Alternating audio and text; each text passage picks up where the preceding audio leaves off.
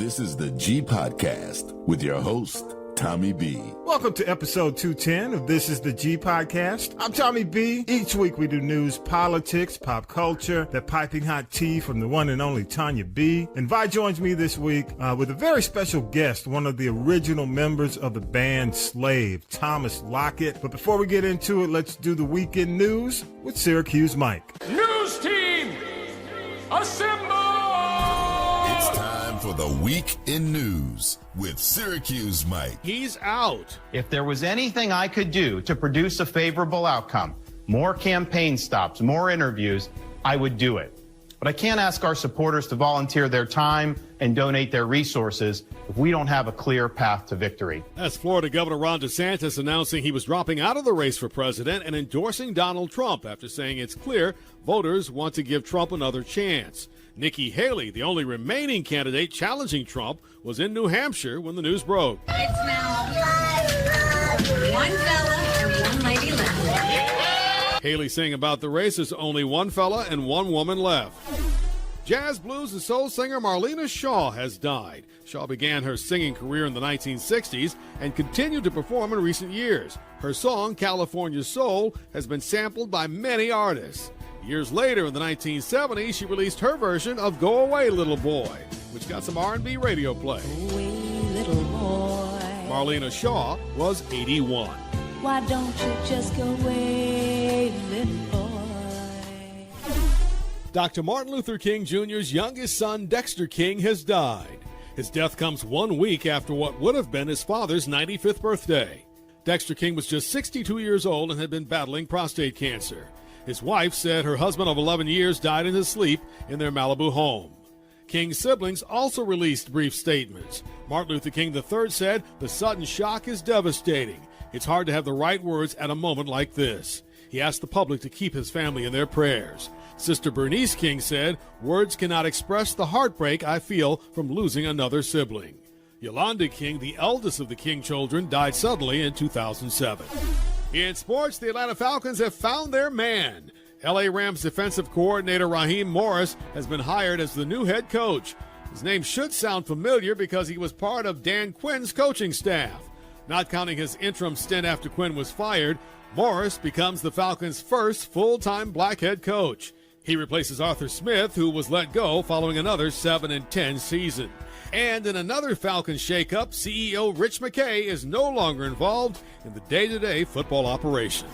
A New York City jury has awarded $83 million to author E. Jean Carroll in her defamation suit against former President Donald Trump. Not long after that decision was announced, Trump posted on Truth Social that it was absolutely ridiculous and said he would be filing an appeal. All right, thanks, Mike, for the headlines, man. Vi's here and very special guest, man. I don't know if I'm gonna be able to get through this, Vi, man. You know. But you gonna start crying? Hey, you know my love for music, man. You know when I talk about some of these bands, man, you know, it just brings out the memories. So you know how it is. But man, very excited to have Thomas Lockett, the legendary funk band Slave. And I gotta give it, let me try to give it up, give him some juice. Yes. I found out he's close, kind of like my neighbor, like Shirley Jones is. I had no clue when we connected. I said, what time zone you on? He said, you in Georgia, right? So glad you had the opportunity, took the time to come on, TL. Thank you, sir. All right. I'm glad to be here. Hey, man, and we got a lot to get into. I'm just going to jump right into it.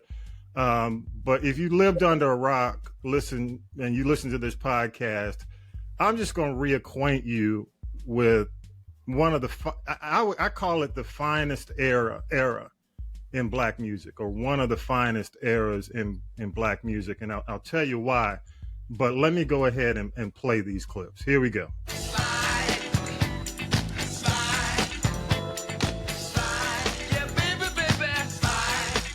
That's one.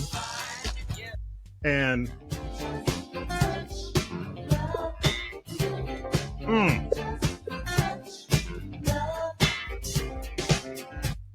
you could tell I used to do air bass Yeah. So, and got to play this one.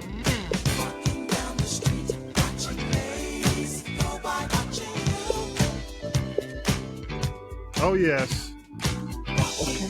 And this was kind of post Thomas Lockett, right? This one, I'm going to play it. And I want to see you.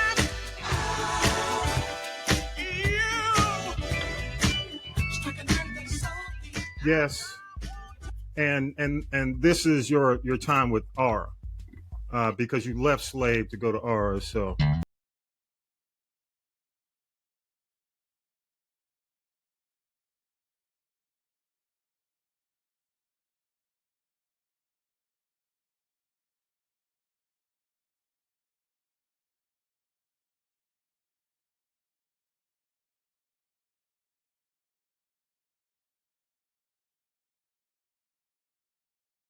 Most definitely.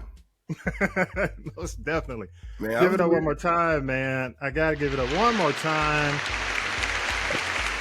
Thomas Lockett is in the building, and you know, as first-time guest, you always got to get that too, man. But I refer to this. This is a lot of people refer to it officially as the post-disco era.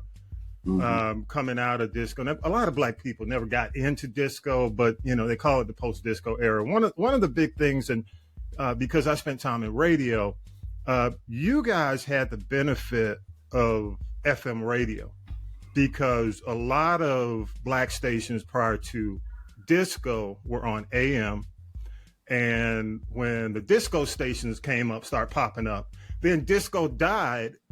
You know, the white people who owned the FM said, what are we going to do with these FM stations? So then they took the hybrid and made it what they call urban radio. So, you know, you guys, like when the 79, 80, 78, it was the perfect time because, you know, I grew up listening. If you grew up, and I'm sure you did too, in Dayton, early, it was the AM station. The black stations were all on AM. Right. But when you heard this music on FM, oh man. So that's why I think it resonates so much, because you hear it in the car. I just remember being in the car, played high school basketball, while you played high school football after the game or on the way to a game. Man, Slave was just huge. So we appreciate it, man. So let's talk about the past. Talk about how long did you know the guys from Slave in Dayton? What age? There are two guys that I have only known from like second grade. So that was me, Floyd Miller, and Mark Adams.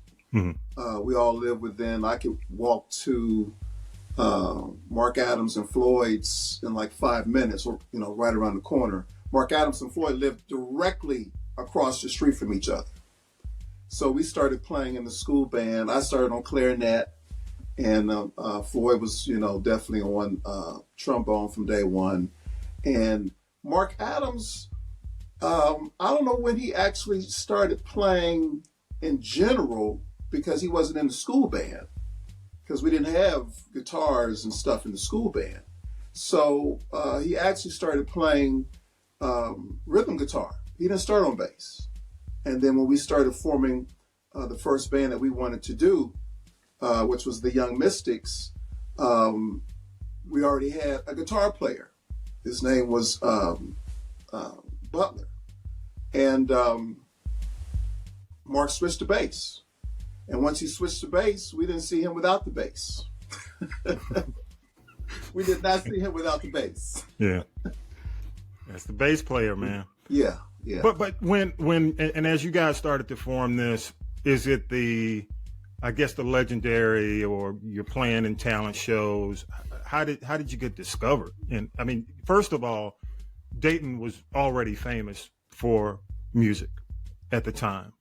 Am I correct? Yes, we have the benefit when we met Steve Washington. Steve Washington was from New Jersey, East Orange. Mm-hmm. And I didn't know Steve Washington. He had already come to Dayton probably about a year before. And he knew Drac from being in a music program. The school there was Colonel White. So Drac started trying to leave the group that he was with. He was with Steve Washington. Of course, Steve Washington at the time was living with Pee Wee, the trumpet player for the Ohio Players. He's living with Pee Wee. Okay. So I kind of knew Drac, didn't know Drac really. I'd seen him a couple of times. Come to find out, he was a very close cousin of mine. Wow. Didn't even know that, okay? So Drac came over to our rehearsal, and I thought he was coming in to maybe try to, start playing with us. But what we didn't know, he was interviewing, trying to get us to come with him. So we met over at Tim Dozier's parents' house on October 5th, 1975. And it was over. We kind of immediately knew it was me, Floyd, Mark Adams, Steve Washington, Drac, and of course he was over at Tim's house, Tim's parents' house. So we met that day, and it was about a day or two later that we took Steve Washington back to where he was living, which was Pee Wee's house, the Players. Wow. Dude, we're in the 11th grade. That's what I'm saying. So, I go into Pee Wee's house and I see all the gold platinum albums, and I'm like, oh, this is what we got to do. We didn't get any help from the Players, which was a blessing. Nothing against them, because they were in their heyday. They were, in town today, Europe the next day. They were doing their thing. So, of course, why would they think that some 15, 16, 17-year-old kids were ready to attack the music industry? They had no, real thought of that happening. We kept waiting for them to come over to our practice spot. They never showed. And we just worked harder, and, that's how we got started. What was the biggest pickup from the exposure to the Players? What was the biggest takeaway for you? We were in awe.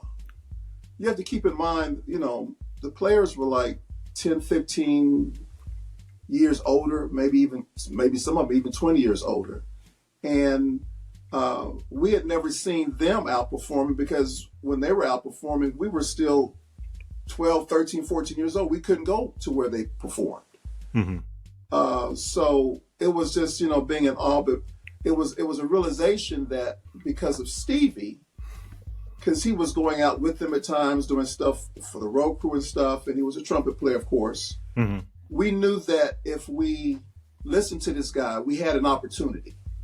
And so that's what kind of sparked us to just, phase out everything else. And see, keep in mind, at that age, we weren't in love. We didn't have any, need to pay no bills. All we did, we got out of school and went to rehearsal. Wow.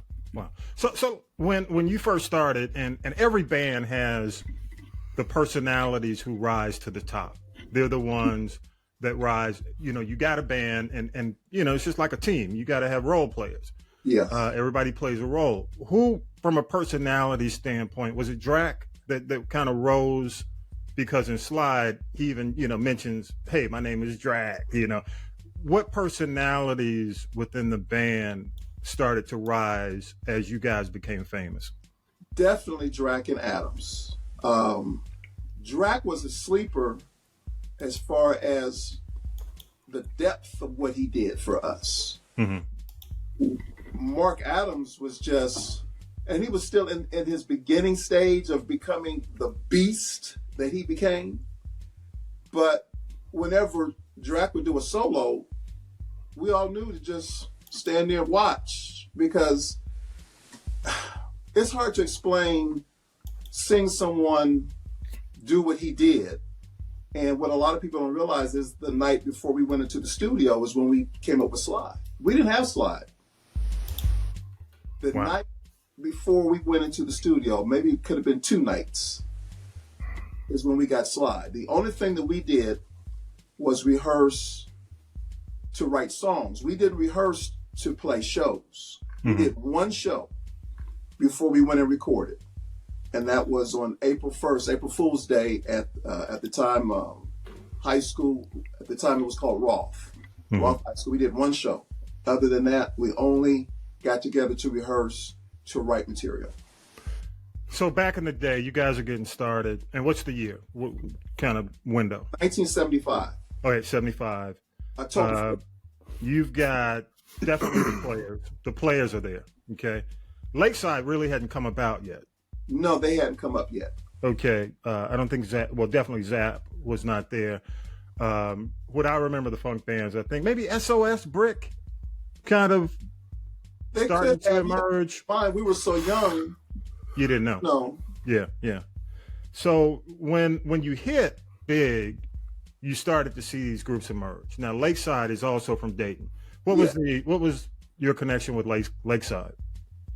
Actually, not that much. Mm-hmm. We were so much younger. Yeah. And so much unproven because remember, we didn't do any live performances. Yeah. You know, we went from high school to Carter Bradley's house on Horace Avenue to New Jersey to record deal. Yeah. Within a year, which is unheard of. Yeah, so true. So, okay, behind the music. Okay. Who started acting the ass first, man? Who just, you started. You know how it is. We fought for top ass. Which was one of the most annoying. most annoying. Adams was a prankster. Yeah. Mostly Adams. I mean, and see Drac, which by the way, Drac did not become Drac until we had recorded Slide. Okay. Yeah. Because the name got out there. People, I mean, it was Mark Hicks, which was Drac, and Mark Adams, of course, was, Mark Adams, the bass player. Yeah. So when we were recording Slide, and let me just go back to this. Okay. We didn't have Slide. We had recorded, we had rehearsed these songs, call ourselves writing these songs, and Stevie had convinced, his name was Jeff Dixon, who was the program director for WNJR radio station in New Jersey, to invest into us. And he saw us perform live, but he saw something, and of course, Jeff Dixon, knowing what was going on in Dayton, he was beginning to understand what was coming out of Dayton. And so he invested $14,000. We drove in Tim Dozier's van, cargo van, 9 Negroes in a cargo van from Dayton, Ohio to New Jersey. No seats. No seats, dude. Oh my goodness. That's back in the day. That's what I'm saying. Like riding in the back of a truck with no seatbelts. Look, there were still some people that had the imprints from that floor on their face. So we did one show in New Jersey with at Weekway Park. Okay. Luther, who at the time was with Change. Oh yeah. And that's when we knew, it was like, man, this dude, but we didn't know. I mean, he really hadn't broke loose yet. So you saw them in concert? Or we played with them. Wow. In the park. That was the second show that we did. And really that was it. We did 2 shows. We did Roth High School, April 1st. Wow. And then we played with Luther, but he wasn't Luther yet. He was in Change. And it was an outdoor concert. And that was it. So when Jeff Dixon saw us perform, he knew that something was there. And he invested. So we rehearsed all these songs. All the songs that were on the album, the first album, except for Slide. We had practice, come up with the parts, the vocals, the lyrics. We go back to New Jersey. We were at Steve Washington's parents' house, North Maple Avenue.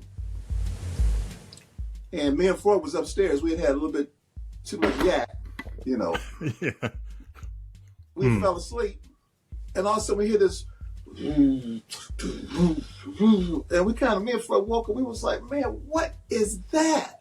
Yeah. And we go downstairs, and that was it. That was our break. Yeah. So I think we even delayed going in one day because we knew that we needed this particular track. So we go into the studio. It was the first thing that we recorded. And the reason why you feel that way about Slide, it was one take. Wow. The drums, the guitars, Drax solo, everything as far as the rhythm section was one take. And that was the best thing I'll be honest with you, that was the best thing that we ever did, was the first thing that we did. You know. And I'll tell you, it's still influential. You know, yes. Cameo redid it. And they how did many? a good job. Yeah, they did. Of all the folks who tried to redo it, yeah, Cameo is probably the most authentic. Yeah. They did a good job. Who else has done Slide? Who else has tried to, or at least ripped it off? Or I didn't say rip it off, but at least sampled it. Yeah. Please rip us off some more. I can get paid.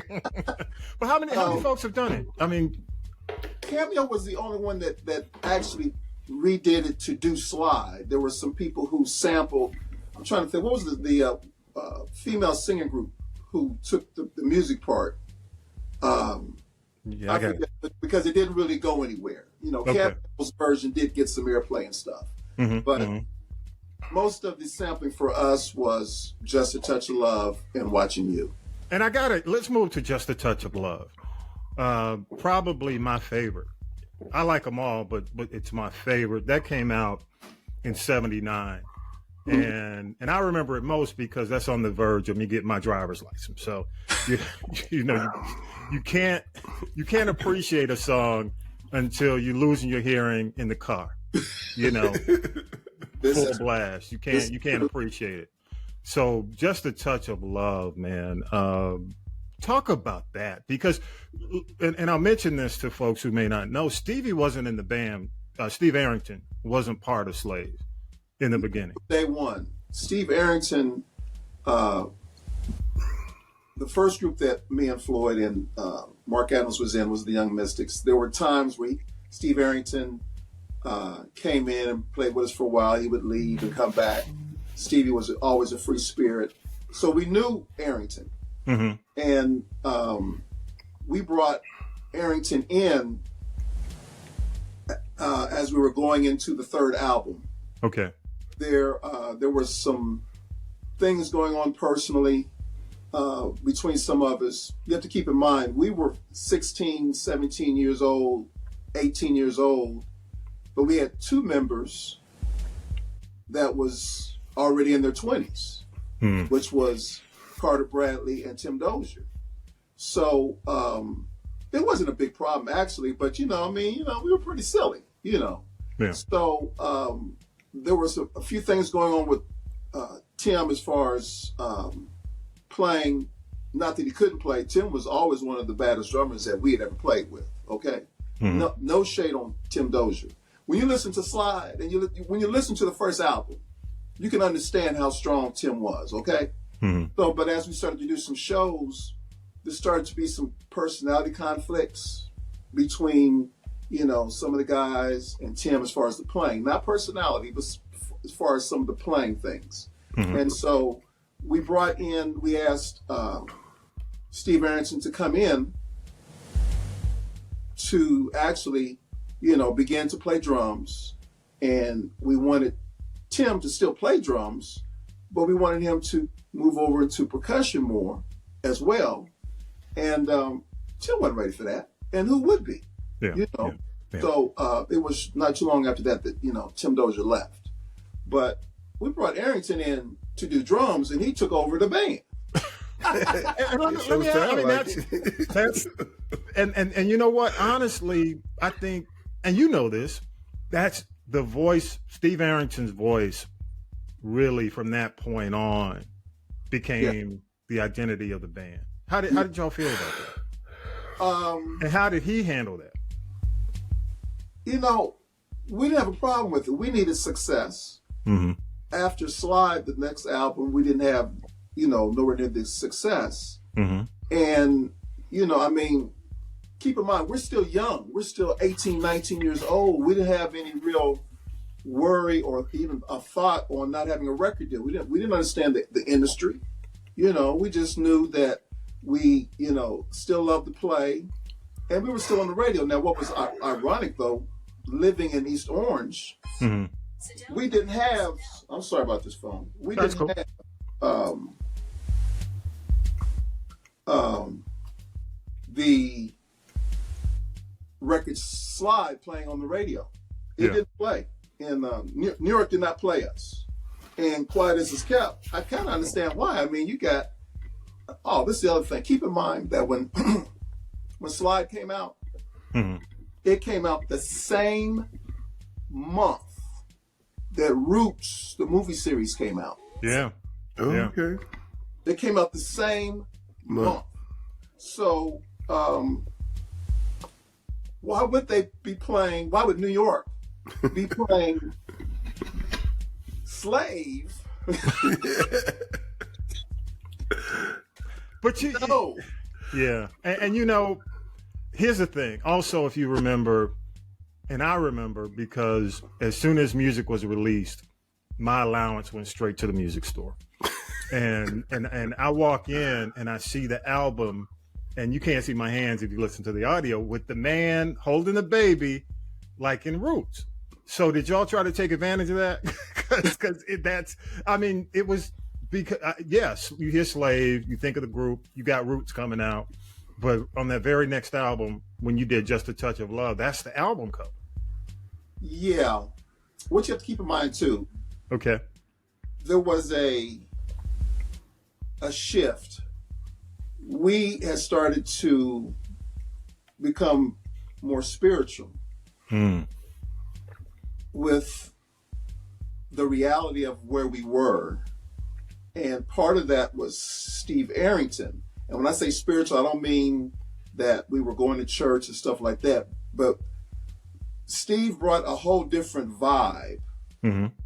And he was so locked in to when we were playing that we just knew that we wanted to be more serious.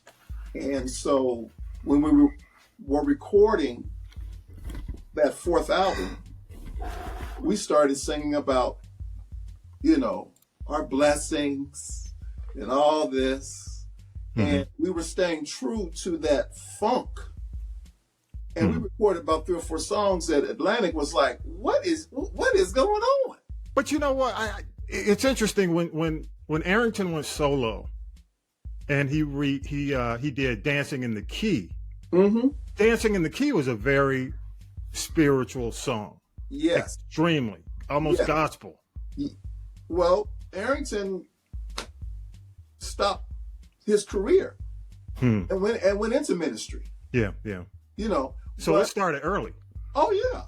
But the thing is, who knows when people really begin to make certain changes? It isn't like we discussed it amongst ourselves. Yeah. But the problem that we had internally was Steve Washington was trying to.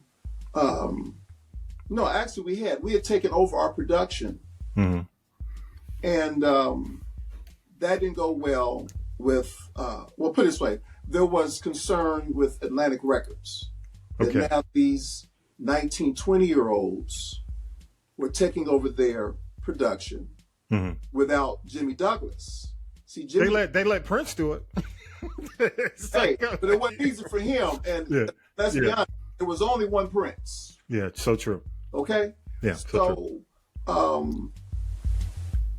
We were staying true to all of our funk concept, and when we turned that album in, Atlantic was like, no, this is not what we want. We were, singing about, we thank you for all the things you've done for us, And they were like, no, we need y'all to sing about, screw your wig on tight and spanking that tail and all that. And so they flew some of the guys back up from Dayton. And we went into the studio with Jimmy Douglas. Steve Washington refused to come and participate in those 3 songs, which was Just a Touch, and there was 2 other tracks that we did. So that was a break that affected Stevie more than us because, again, Stevie had the experience that we didn't have. Yeah, yeah. And Jimmy Douglas, of course, he was the staff producer when we got to Atlantic. So he knew what it took. And we would just get together and vibe as far as coming up with new stuff. I mean, Just a Touch came up about 2 weeks before we recorded it. Yeah. We went right into the studio at Atlantic Studio and recorded that. It's a very it's a beautiful song lyrically. It's slick funk, whereas you had your hardcore slide, and I was a funketeer. Of course, I was with the Bootsy crew. I was with Parliament Funkadelic, George Clinton. Yeah. But Just a Touch was that. I always think bands have anthems. For Sweet Sticky Thing was The Players. That track, or Heaven Must Be Like This, but more so that instrumental, almost. Right. And for Slave, I always thought it was Just a Touch. It's that anthem, that has a strong instrumental. But how did Stevie get through watching you and Snapshot? Because it's female generate. You know what I'm saying? He was probably in the back of his mind like, man, I got to sing this. Well, I mean, the thing is... But he knew he had to get a hit, so go ahead. When we first started doing vocals, Slide, you've got 3 different people singing lead parts. Yeah. You had Tim Dozier, you had Floyd Miller, and Danny Webster. Mm-hmm. So by the time we've moved on to the 2nd and 3rd albums, some people were, having emotions and thoughts about singing and playing that I didn't really know about because I was a horn player. Yeah. I was a section guy. Yeah. Whatever was going on with them and their mentality, we didn't discuss. But when we would get into the studio and we're dealing with Jimmy Douglas is like, okay, who's going to sing? Who's going to do this? Who's going to do that? And there were some times where Danny, who had a good voice, he had reached a point where he didn't want to listen to Jimmy's advice. And Steve Arrington, he's sitting over there, minding his business, always vibing. And he sang something, and Jimmy said, go on in there. And that's how it happened. It wasn't like, wow. We discussed this and planned it. We knew we needed to finish the album or the albums. Yeah. And Arrington was the one that would go in there and execute, start vibing. He was writing the lyrics as he was singing it. And I mean, both Just a Touch and Watching You, as far as the singing part for Arrington, he did right on the fly. Wow. Right there in the studio, dude. Yeah. So let's talk about, and I want to move to the present, but before we leave the past, let's talk about why you left to go to Aurra. What the transition, because it was you and Steve, right? Am I correct? Yes. What had actually, you and Steve Washington, yeah. What had actually happened, Stevie was reading the blueprint of Parliament Funkadelic, George Clinton. We started out with 9 people. Then we got like 13, 14 people involved. We brought in some people from New Jersey, which has included Kurt Jones, Charlena Young. We had a couple of the horn players that would come in here and there. And so there wasn't enough money. Now, the flip side to this is we did not tour the way we should have. Let me repeat that. Yeah. We did not tour the way we should have. We called Steve Washington the fearless leader, and he was the fearless leader. And we followed his leadership, and we rightfully did so in many ways. But we should have been on the road. That's where everybody was. That's where everybody was. We would the first year that we were out, we would pull up to a show. We'd have this, big custom coach that we were renting, but Zapp and them would pull up in a van. Them Negroes was working, dude. Oh, yes. And see, that's the thing. I remember seeing Slade more so on Don Kirshner. that was the big thing. Huh? That's all you saw. That's all I saw. and maybe Soul Train. Yeah, Soul Don Train. Kirshner. If you look on the back, I think it was the Stellar album where Stevie did all the album cover, credits and everything. Yeah. I think it was the third album he wrote on there, "You'll hear us, but you'll never see us." And I'm like, that's cute or different, but Stevie did not want to go out. Yeah. He wanted to just produce songs, whatever. But that's where, because we had taken over our production, we had taken over our management. Jeff Dixon had been bought out. And that was our biggest failure, even going back to 1979, 1980, that we only did what we needed to do to record more records. We did not go out and perform, which would have even brought us together more from a, emotional standpoint as far as a band. So that was that big problem. And as far as what happened, because there wasn't enough money. And, you've got we knew we could go into the studio and record a hit. Mm-hmm.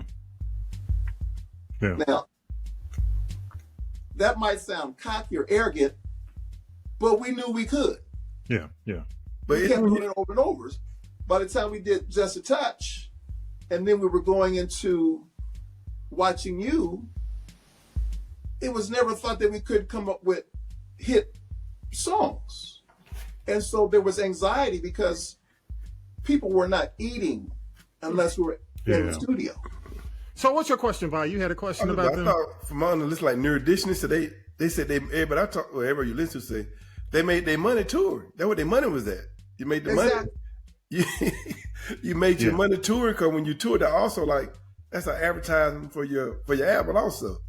Yeah. They said that's how you made your money touring. Yeah. So all of this animosity came up. I mean, there was a couple nights, it was kind of scary. I mean, some cats almost came to blows. We never had an actual fist fight. Mm-hmm. Never had, but we had some stuff being thrown here and there, and we were all living in one house. Wow. We had rented a house in Orange, New Jersey. Yeah, and we knew that something had to happen. And so I never forget, and I didn't know the day I left, and we'd already started recording some stuff with Aurra. The day that I left, I didn't know I was leaving. I went over to the our business manager's office, and certain things was already in place that I didn't know about because everyone knew that I was with Steve Washington.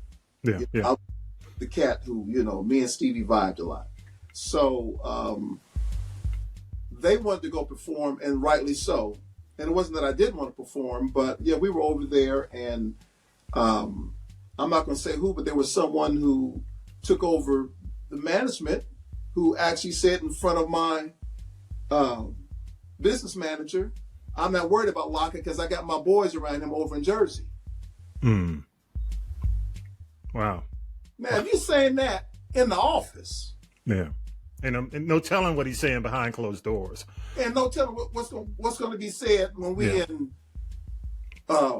Michigan or Oklahoma performing a show. So I immediately, just out of fear, pure fear and common sense, I'm like, oh, I'm done. And so I left the office not knowing where I was going, but that's when we went back into the studio and Are You Single happened. Yeah. How long did Aurra stay together? When officially? We know what Wikipedia might say, but when was it done? It was actually pretty much done after we did Make Up Your Mind. Okay, that's another. That was big as well. Yeah. There was so two big hits. Two big hits. Two top 10 R&B hits with Are You Single and Make Up Your Mind. Yeah. All right, we talked about the past, and a lot of this goes or comes forward to where we are now.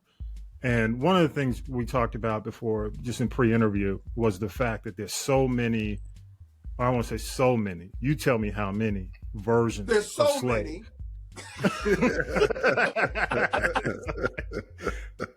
Dude, Why? But why? let me tell you exactly what happened. Okay. And some of, to be honest with you, I even found out something. The guy who was calling me as we were starting this interview, Okay. podcast, the dude that was calling me there was Charles Cedar Carter. He told me something just a month ago that I really didn't know. Okay, so when the guys left, and the only person that stayed was me from Slave, me and Steve Washington, and then we had Starlene Young and Kurt Jones. We were doing Aurra. When they left, other things began to come out because now finally you have these guys that are going out for watching you tour, who finally are going to tour. Okay? The manager that they had at the time was making sure that they were going out on tour. You've got Mark Adams, who has become the leader of the band. And come on, it's like any job. Just because you have a manager or a director don't mean that they're the best person for that job. Right, right. So Adams wasn't experienced with being a leader. Adams was a beast. He was a bass player. That's what Adams did. Yeah. And so I wasn't there. I'm not going to go into Adams messed it up because that's not what I'm saying. But what I am saying is that they had a lot of problems also. Arrington, by that time, has established himself as the lead vocalist, and rightfully so. By that time, he did all the lead vocals. And he was looking for, to be embraced. Yeah. They didn't embrace him. They were like, we're Slave and you're singing vocals. And it's like, no, And so they began to have turmoil. But what was the question that you asked me again? Because I got off. Well, I mean, okay, why are there so many slaves? Okay. Like currently touring? That's the big thing because, and I'll mention this, and you're not the only band who deals with this. A good friend of the show is Bernadette Cooper from Climax. Right. They deal with the same thing. Huh? Slave is the worst. This is what happened. Really? Because that doesn't make sense. Okay. So Drac and Danny, it was a clash that I never knew about because I was with Aurra. They were bumping heads. There was just clashing. There was they thought Danny was going to be thrown out, and in the end, they got rid of Drac. While out on the road, Drac comes back to Dayton, Ohio, and see, keep in mind, it was actually Drac that put all these pieces together, and only he really knows that. Okay, yeah. So when Drac came back to Dayton, it wasn't long before. No, put it this way: there was probably a long period of time because you have to keep in mind that hip hop had taken over. Yes. There was a long period of time where funk groups if nothing else were not able to go out and perform. So by the time it was coming back around, Drac started. He would contact folks. He would go to California. He had some guys that he would play with in shows out in California. He would go to Illinois, and how he met these folks, I'll never know. So he would do shows, meet people, and then Drac died. Okay? Yeah. So then you've got like maybe 5 or 10 years later, these folks who have performed with Drac, now they take it upon themselves to say, well, we're Slave too. But the biggest reason why it happened so bad in the last 10 years, we were in a 10, 12-year legal battle. Internally and with the record company, we were not getting any royalties. We were not getting any publishing royalties. Any. When I say any, I mean none. I was getting EMI checks for 2 and 3 cents. So people started calling me talking about, we need to fix this. I'm like, I don't know what you're talking about. I got a job.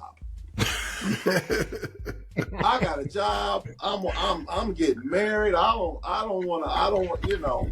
Yeah. So, Drac was going out, and see, I'm not gonna go into, you know, I'm not throwing dirt, but Drac was somebody that I knew that I tried to do something with Drac. Oh, I couldn't work with Drac because Drac, he did things that I just, from a business standpoint, no, I can't, no.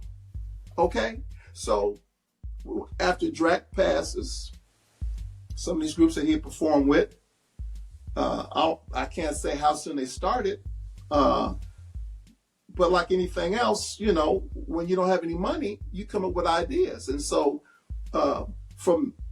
okay, I've been here in Atlanta just short of 10 years. So 2 years before me and my wife moved here, we started a legal onslaught with Steve Washington because, okay, he had been bought out, which is what he wanted. He had sold all of his publishing share, the management and production, all that he had sold, and he was doing other stuff. He was doing rides, he was doing whatever he was doing. And so that's when people started sampling Just a Touch of Love, sampling Watching You. A lot of people don't realize that we get a decent piece of royalties from Gin and Juice. Gin and Juice, the vocals that they did was you know, part of our flavor. So, you know, they gave us our credit. You know, we never... Yeah, that rhythm of dun, dun, dun, dun, dun, dun, yeah. dun. Yeah, that's but Watching it was You, really the vocals. Yeah, that's what yeah. Yeah. So that's when we knew, and Steve Washington knew first, you know, that, wait a minute, the group is making money now. We had a 33 1/3 share of our publishing. Gin and Juice is one of the biggest records of hip hop all time. Massive. Yeah. Okay. In movies? Yeah, all Yeah. of that. So Yeah. he's already trying to, you know, all of a sudden I'm getting calls from folks, you know, Lockett, because see, they knew that I could convince people to do things. Yeah. So I bring in, not knowing that there were still ill intentions, I convinced the guys to re-sign up together and work with Stevie to get our royalties. Then as soon as we all get signed up with Stevie, Adams died. 6 months later, Drac died. And it was kind of mind-boggling. And then our original co-manager, Astor Val Hackett, came back into the fold and held our hands for 10 straight years and got everything straightened out. We finally got our royalties from Atlantic coming in, and then this past April he passed. Wow. That was that was a rough one. Okay. Mm-hmm. Mm-hmm. Our original manager, Jeff Dixon, was murdered with Peter Tosh. Wow. In 1987. Okay, so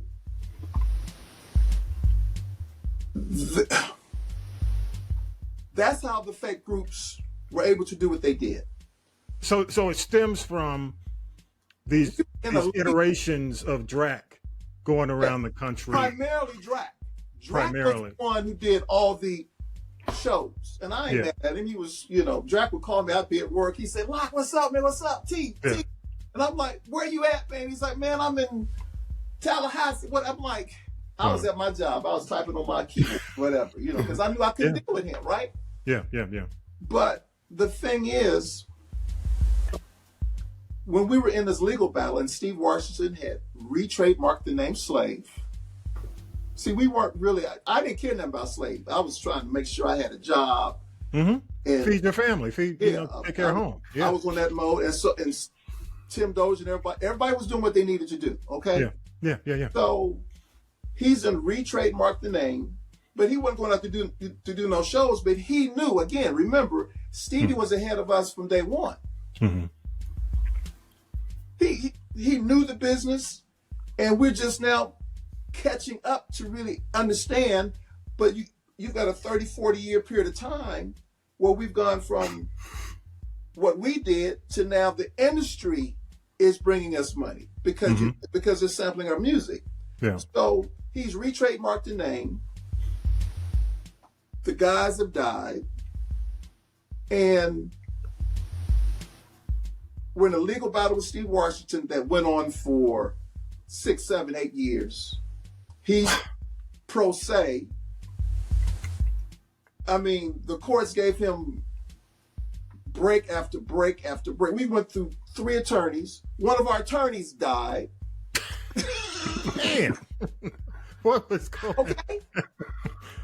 Damn. That's a conspiracy theory right there, waiting on you. I mean, it was like, you know, and so when Adams died, his son, you know, came to me talking about he wanted to take over. I'm like, okay. I mean, at the time, I wouldn't think about fooling with this stuff. I was still at my job. I'm like, I don't, you know, I mean, it's not like we're getting ready to go. Our focus was on our business, finally. See, we had to get our royalties. I wasn't even thinking about performing was the last thing I was thinking about. Okay. So, but these other folks that Drac had played with, and then his son, they just, at first, they started saying that their son is slave. Okay, I've heard that. Yeah. Yeah. But when the promoter called and they trying to sell another 2,000 or 3,000 tickets, now son of slave becomes slave. Yeah. Did they officially, because if I'm correct on this, original members had the opportunity to branch off and do their own thing using the name. Most of them do. Well, I mean, the thing is with us, you have to keep in mind, the folks who probably could have or should have had died. Yeah. Right. So Okay. did he will it to him by chance? No. Adams? Well, put it this way. Stevie had retrademarked the mark slave. Okay. And whatever they did, they did. And to be honest with you, when they were doing it, I didn't care. Okay. I had to focus on getting our business together. Okay. Yeah. Okay. It wasn't about going out and performing. It was about, at the time, we thought we might be owed as much as about $1 million. Going all the way back, we were focused on that. We knew that Stevie had retrademarked the name. I'm not thinking about going out. I mean, I'm not trying to fight with him about the name. We were in a legal battle with him, and finally, because of all the shenanigans, Warner's Atlantic, he was also suing them, or however that went. And so Warner's finally shutting down with prejudice, meaning he can't come back to us. He can't go back to Atlantic because he had done some other stuff. And it was like, okay, that was just shut down. So he still had about a year or so left on his trademark. So the night, hallelujah, the night that his trademark expired, we filed. Okay? So it was only about 6, 7 months ago that we got the final, approval that we now rightfully own the name Slave. Good for y'all. Let me give it up. Yes. Okay? Yeah. And if you don't play some of this part in the podcast, please play this part. Okay. All of you people who are out here performing as Slave, my name is Thomas Henry Lockett Jr., a.k.a. TL, and whenever you show up somewhere, I am papering the promoter, I am papering everything that's in the city, I am attacking it through Facebook, I am stopping it, and not because I am vindictive, but because you sound like crap. Yeah. And that's the group's legacy. Yeah. It would even be different if some of these people sounded decent. I wouldn't hire them at the Holiday Inn. Oh, damn. These people have never performed on any of the records. I don't know these people. I've never seen these people. And you're telling people that you're me. Yeah. It's disgusting. I mean, get a job, okay? So the thing is, now I'm going to digress. I'm past the anger. Because, see, we have control, okay? We have control. And it is the promoters that are making it happen. And I'm not even mad at the promoters because we weren't, able to truly fight it because we didn't have the name. You can't call a promoter or send a letter and say, you got to stop it, and we don't own the name. But since we have retained the legal 100% right to the name, and we have a desire to show our fans, because this is the other thing that kind of got me. Believe it or not, I stopped listening to our music. I can't listen to our music. Over the last 3 to 4 or 5 months even, I really started listening back to it. And now I understand why the fans that we have are so rabid, because we did some stuff. It's good stuff, man. It is classic. As a body of work, yeah, we did some stuff, okay, which is why even they're caught up. Maybe they, but see, some of these folks that are doing it, okay, Mark's son, he was 1 year old when we recorded Slide. Yeah. Why are you out here? Yeah.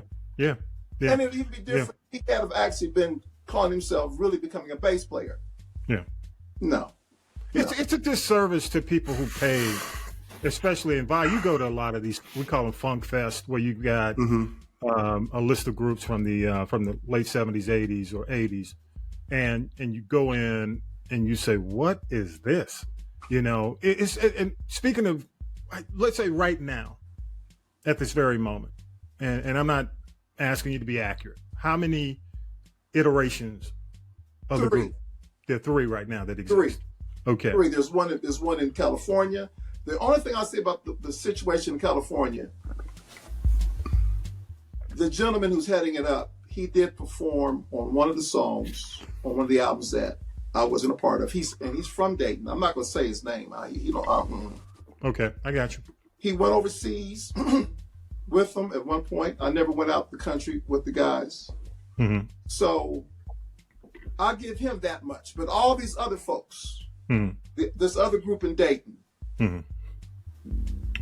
no. Never performed. Never was in the same state when we recorded what we recorded. Yeah. Okay? Yeah. The situation in Chicago, and I actually called this guy one night, the way I'm acting now. Yeah. It was about 1 o'clock in the morning. I called this dude up through FaceTime. Through the Facebook thing. Yeah. Messenger. He answers the phone. Messenger, yeah. He answered the phone. He was like, "Hey man, how you doing?" I'm like, that kind of threw me off. I'm like, you want to talk to me and you ripping me off? And so I don't think we had a good connection. So I said, well, call me back. He gave me his number. I gave him my number. I think I called him. He said, how you doing? Tom Lockett, how you doing? And I'm going, okay. And I immediately said, I'm not doing well because of MFs like you. Yeah. And he was like, well, what do you mean? And now I'm really perplexed because he's asking me, what do I mean? Yeah. And I said, you're out here acting like you're a slave. No, it ain't like that. It ain't like that. And I'm saying, well, what is it like? He said, I bought the name from Steve Arrington. Oh, wow. So let me ask you this. And Tonya B and I had a conversation about this. Tonya B has been in the industry for a while.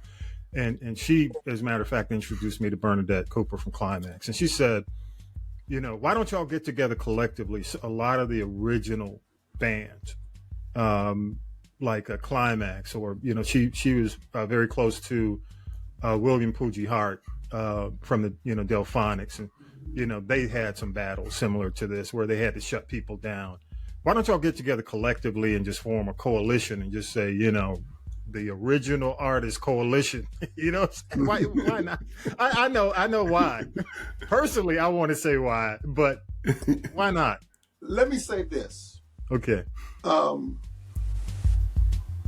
Slade is returning. Mm-hmm. And it's not being done lightly. There is no rush, but it's definitely going to be 2024. Mm-hmm. There are certain things about Slave that have to be emulated. Because obviously Drake's not there. Adams is not there. I haven't had too much communication with Steve Arrington. We've never had. Hey, stop there for a minute. Is Arrington doing anything secular at the moment? Yes, he had been back out doing shows. He hasn't been out lately. I don't know why. And again, I haven't spoke with Steve Arrington. People's looks transform and their sound transform. Yeah, they don't always keep it. So well, I mean, the thing is, the biggest reality with any group, even the great groups who have steadily performed throughout their entire career, cats get older. Yeah. And, for what I'm trying to do, what we're trying to do, the members who are still left functioning from the day-to-day function is me, Floyd Miller, the other horn player, trombone player, percussionist who did, lead vocals, and Ray Turner. We're the only ones who are still involved from a day-to-day function. Two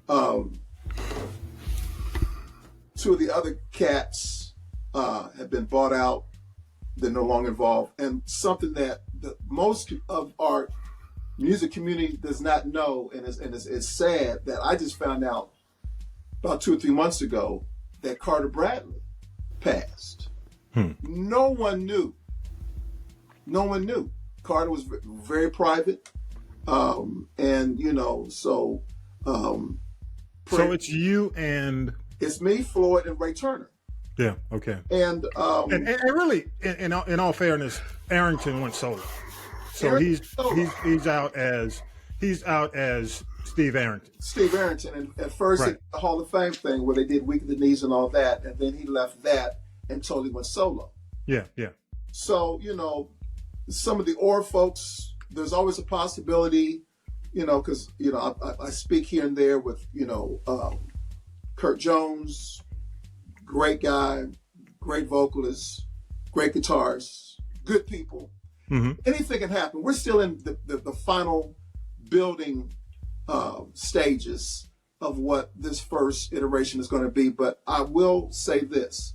Not only will it, even to a certain degree, look like Slave, it's going to sound like Slave. I am not so gung-ho that I just want to go out and play and be like the wannabes.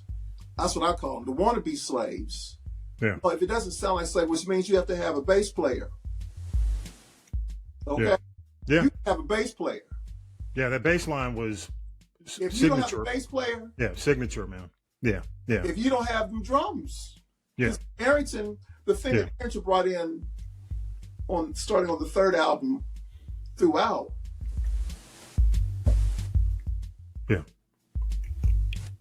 Yeah. He didn't do a whole bunch of stuff. It was just a lock.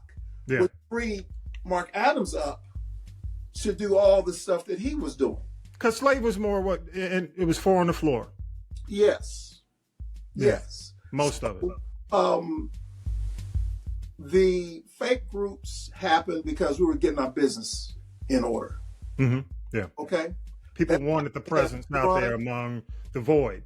Yes. They took advantage of, and to this very second, I'm not going to regret making sure that we get our business in order, because 20 years from now, monies that are coming to me can go to my grandchildren, to my daughter, to my grandchildren. I mean, it is very important, which, I've heard some people say, well, why would if you have not done what you, just like, okay, everything that you guys have done, I haven't done. I can't step into your shoes and just do what you're doing right now, because you've been doing this and iterations of it for decades. Right. I can't just do what you do. Yeah. So, it's actually, I'm looking forward to it because, I have my cease and desist ready for him. You got it too. Hey. The cease and desist. And never miss. I see these guys taking pictures, they got their Slave t-shirts on. I'm going, You have no shame. As someone as a recipient of a few cease and desist. I remember the last time I did the Slave show. It is real. Long time ago, and I would see people in the audience. They have the Slave albums. Yeah. And they look down, especially the first album. They look down, they look up. I can just see somebody now. Yeah. Well, I don't see none of these. Yeah. Well, let me say this, and definitely without a doubt, I'm glad you guys have it together, man. And one of the things when we finished our conversation, you sent me a track, and I want to play the track. I'm not gonna play the whole track, but a little bit of the track. And I will tell you, I was shocked when I heard it, and not shocked because in a lot of you were shocked. Tell the truth, you were shocked. You hear bands, you hear. I think I have a lot of respect. I mean, Bernadette Cooper has really stayed connected to the current sound, but not every group that's been around for 20, 30, 45 years stays connected to the current sound. Or maintain. But in terms of just knowing what might hit with a different audience, this is connected. So I'm gonna play it. And I want you to come back to a little bit more about it. Here we go.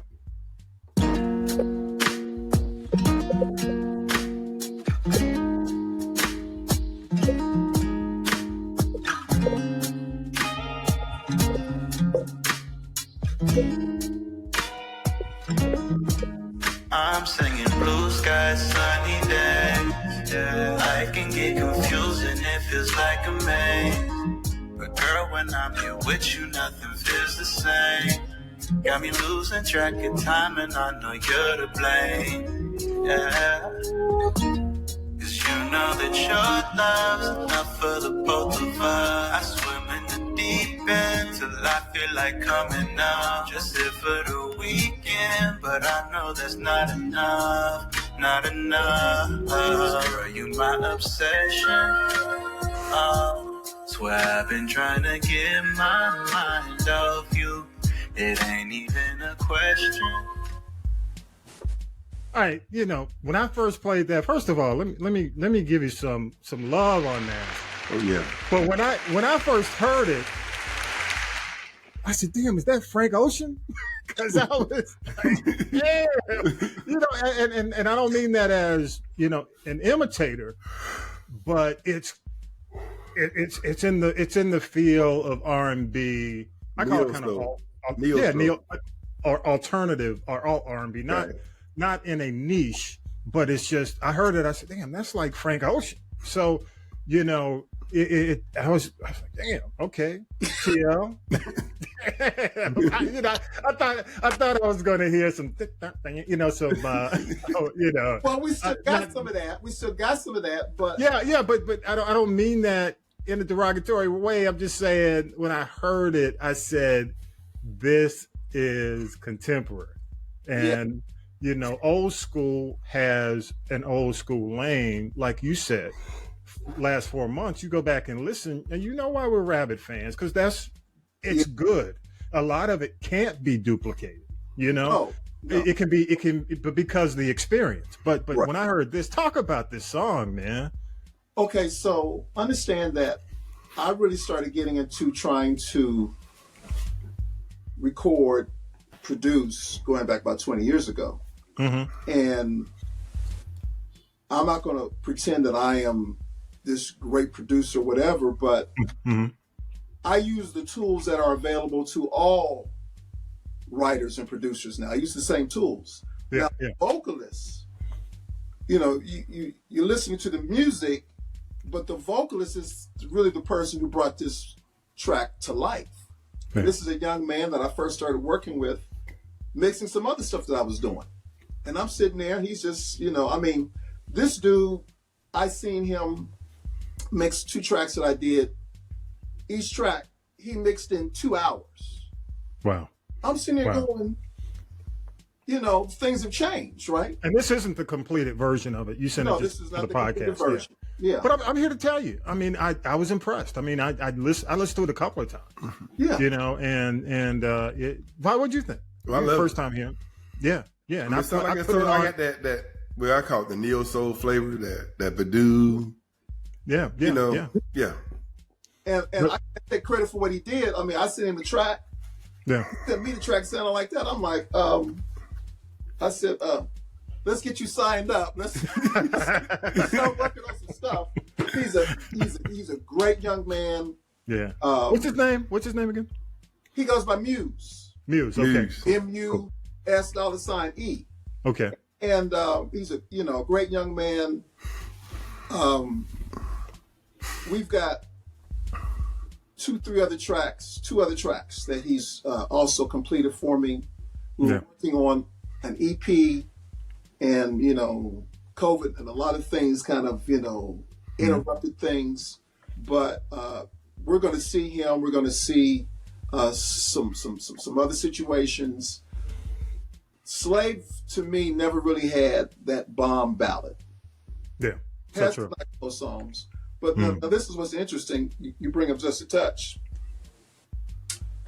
You will not see my name on the credits as a writer, but I wrote the lyrics and the change of Just a Touch and sang the background part. Wow. Stevie wasn't there. Steve Washington didn't come over, but he did the credits. Now, the blessing is I'm getting my royalties because I made sure that, BMI and so forth, got that straight. But the Just a Touch of Love, when they put it out, I'll be honest with you, I was like, because I was the same way. I was like, this is soft. This is whatever. But that's when New York started playing Slave. It's a very, because you got to keep in mind where New York was at the time. With BLS Kiss and that New York sound, I can't even, because you mentioned Change. I mean, Change, Italian, the core, they came out of Italy. Yes. And a lot of that sound, it was a smooth New York, your Frankie Crocker, you had all these cats who loved that smooth R&B. Yeah. You had D-Train, you had all these. So, yeah, I mean, but Touch of Love was just like. And then when watching you. Because see, I'm from this, originally from the South. The South and Dayton, we were funk. We were like, I have friends, and real quick story. I mean, I would, we would do these old school radio. We do a old school radio segment, and I work with somebody from New York, and I would, and I'm like, okay, we're gonna load up on some Clinton. We're gonna load up on some Slave. No, we ain't gonna play that funk. so I hear what you're saying. It's a different taste. Yeah, the South was funk. Yeah, we were about that funk. To this day, I live here in, Georgia. Yeah. I still hear us on the radio. Yeah. Oh, yeah. South is about the funk, man. And I just, because I'm finally, trying to, lead the situation back to, some prominence. I'm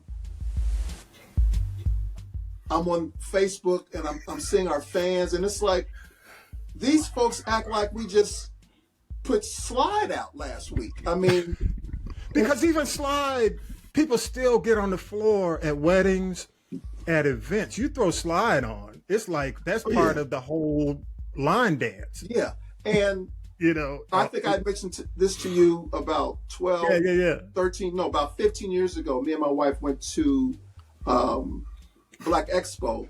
Yeah. In Indianapolis, and I'm sitting there, and I must admit I can't look at award shows and all that. I don't jealousy or play, whatever. But I'm at the show and I'm having a good time. I had me, a little, whatever I had, a little drink. Yeah. And Confunction was performing.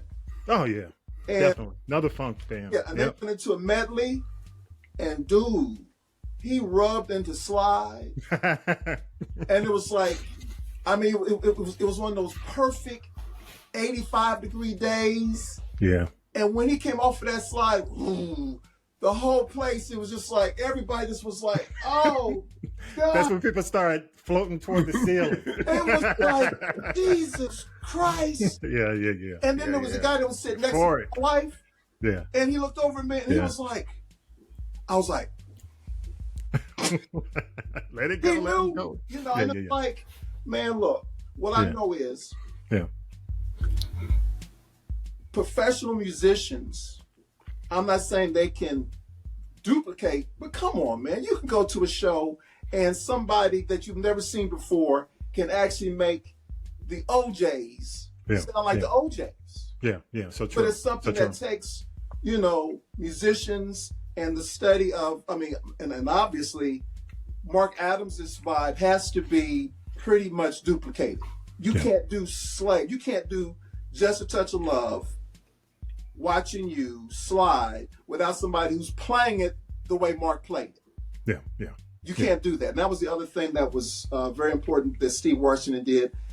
He made sure that Mark had a different sound, not only live, the little bit that we were out, but when we went into the studio, that was something that was gone over and perfected as far as Adams' sound. And by the time we did Stone Jam and then left and they went into Showtime, Adams was just, you know, he was a legend.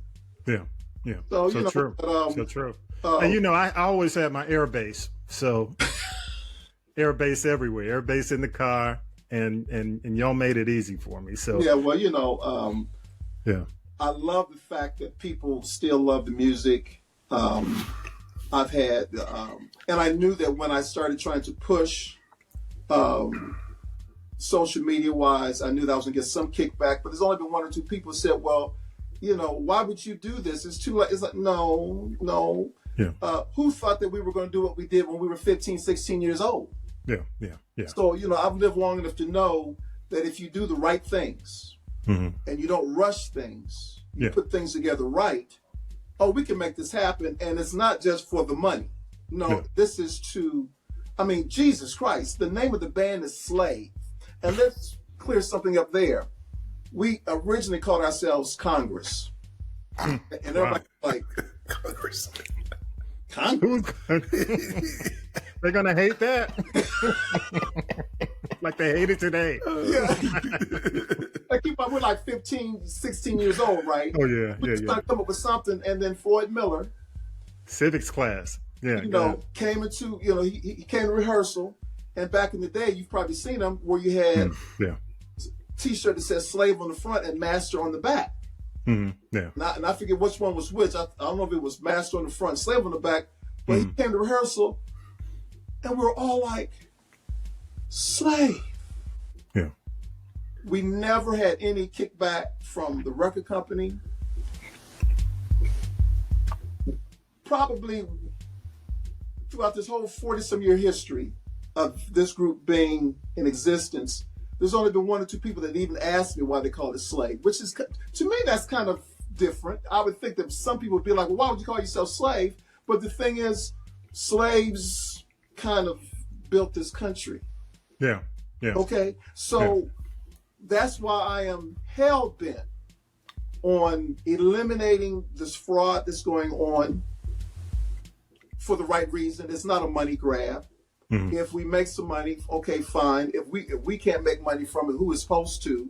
Yeah. But the primary reason is to clean up the legacy of what we did and stop it from moving forward.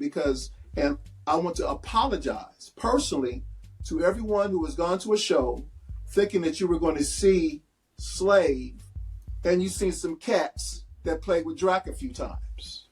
Yeah. I apologize. And I promise you, as life is still in my body, I'm going to make it right. And to the promoters, I'm not mad at the promoters. They're business people. They knew that they were trying to sell tickets, okay? But I'm telling you, I'm going to stop what they're doing.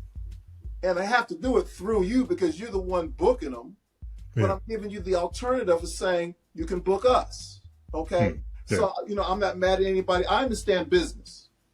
Where there's no business, there's nothing. So I'm just here just to make sure that the wrong has been righted, even for, Drac and Adams. I mean, to hear people go out and butcher what they did, butcher, I owe it to them. I owe it to their children. I owe it to their grandchildren to make sure that the legacy of what we did is preserved and even, I won't say improved, but at least respected and dealt with accordingly. Good stuff, man. Let me give it up to you. Thomas Lockett, Thomas T.L. Lockett, man, thank you so much for coming on. And big shout out to K-Dub, definitely Keith Wimberly, for hooking us up, man. We go way back as well. And hey, man, whenever, keep us up to date on what the band's doing, and let us know when you guys finally get the final version of Obsession as well. Definitely, I'm gonna definitely send it to you. Yeah, and, we'll let the crowd, let our folks know. We live too close. I'm about to come over your house. Come on over, man. But we'll shut it down. We'll shut it down. I would definitely keep you posted, and I appreciate you giving me this platform to share. And I promise you, I'm not going to let Slave down. See, this isn't about me personally. Absolutely. I'm not going to let Slave down. There's going to be some folks that's going to come back in to do some stuff. I can't speak for them. I can only speak for what I'm going to do. Yeah. But it's definitely going to be something that's going to be appreciated by all the Slave and Aurra and Arrington fans, all the fans who have backed us and been true, just like this project right here. This was the greatest hits that they put out, the Red Album thing. And so, wow. And I'll man, send me a picture of that. I want to definitely make sure, shoot a shot, send it for social media as well. So, nice. We've had like 3 or 4, greatest hits projects that have come out. And it's just about making sure that we preserve our legacy. Yeah. And what a legacy, man. I got to, again, y'all give it up for the one and only Thomas T.L. Lockett, Dayton Zone. Dayton Zone. Man. That funk legacy out of Dayton. That's another podcast. But there you go. I'll be ready. I know you will, man. I appreciate you, man. Thank you so much. And you're always welcome. You're a friend of the show. Definitely just reach out. Let me know. Okay. I appreciate it. You take care now. All right. Hey, and if you definitely, y'all hit us up, go to castropolis.net, go to or go to our social media. Love to hear your feedback. You can leave voicemail feedback. Definitely, I'll play it on the next episode, definitely, without a doubt. And we went a little long on this episode, but it was worth it. It was worth it. And TL, again, thank you. Vi, thank you so much, man. Appreciate you, Vi. Yes. Country commentator. Because we're Funketeers, man. We're Funketeers. We the Funketeers. was definitely the day. From the South. I'm telling you, man, the South is about that funk. So definitely. Keep doing what you're doing. Definitely. All right, appreciate you, Thomas. All right, take care, guys. We'll be back with the tea with Tonya B after this, y'all. Appreciate you. Thanks. All right, bye-bye.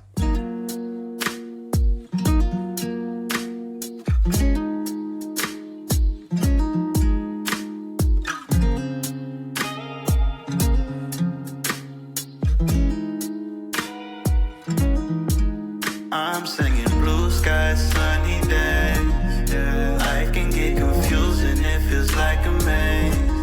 But girl, when I'm here with you, nothing feels the same. Got me losing track of time, and I know you're to blame. Yeah. 'Cause you know that your love's enough for the both of us. I swim in the deep end till I feel like coming up. Just here for the weekend. Now then, children, it's time for tea. It's tea time, y'all. Sipping the tea with Tonya B. Yes, it's tea time, children. Your girl, Tonya B, has been sipping her own tea, getting over this bronchitis, but now it's time to jump right into these GT headlines. This week, we lost a few folks. Dexter Scott King, the youngest son of Martin Luther King Jr., after a 3-year battle with prostate cancer. Singer Marlena Shaw, Go Away, Little Boy, you know the song. It's an anthem for women of color. Lost her at age 81. We also lost an unsung Olympic judo champ, Maricet Espinosa. Died at the age of 34. Listen up, young girls. A heart attack caused by complications of plastic surgery. Still praying for Snoop Dogg and his family as his daughter recovers from a stroke and some kidney issues that she's battling. Rest in peace to not a person, not a place, but a thing. The legendary magazine Sports Illustrated will be no more. Shout out to Uncle Charlie Wilson celebrating a birthday, and on Monday he'll get his star on the Hollywood Walk of Fame. Who paid that $75,000?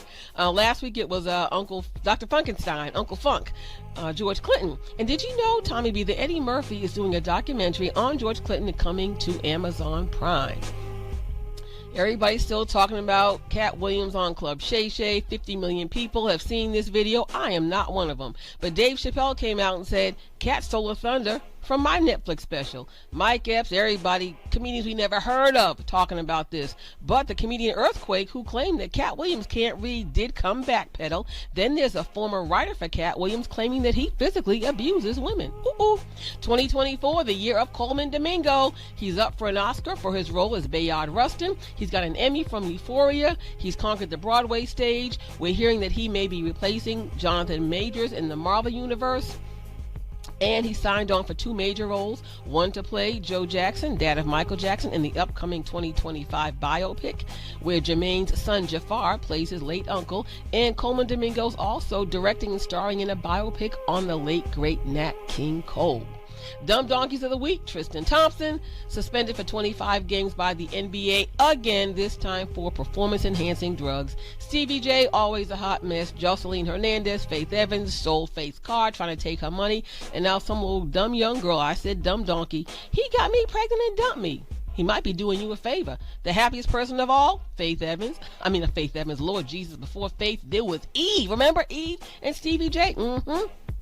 The Luther Vandross documentary, Never Too Much, made a huge, successful debut at the Sundance Film Festival last week, and I'm telling you right now, it is everything like the musical legacy that Luther Vandross left us. I'm telling you right now, it is everything. Now, what I'm going to need y'all to stop doing is trying to blame Taraji P. Henson for the poor performance at the box office for the Color Purple movie musical. Yes, it cost $100 million. Yes, Oprah was at the helm. Does not guarantee success. If you remember, Tommy B, when Oprah was in the Color Purple back in the 80s, it did not do well in the box office either. And I think sometimes folks just don't want to see those types of films in the movie. That's why it's on video on demand right now. I gotta say 5 on it to Kelly Rowland. The moonlight is shining on this Destiny's Child. You know, she's got the lead role in the new Tyler Perry movie called Mea Culpa. It comes on Netflix February 23rd. She plays an attorney with this hypnotizing and very well-built client. She has to decide is he guilty or innocent. She getting that Tyler Perry bag. I'm not mad at her. And honestly, personally, I prefer Kelly's acting to Beyonce's acting. Go ahead, Kelly.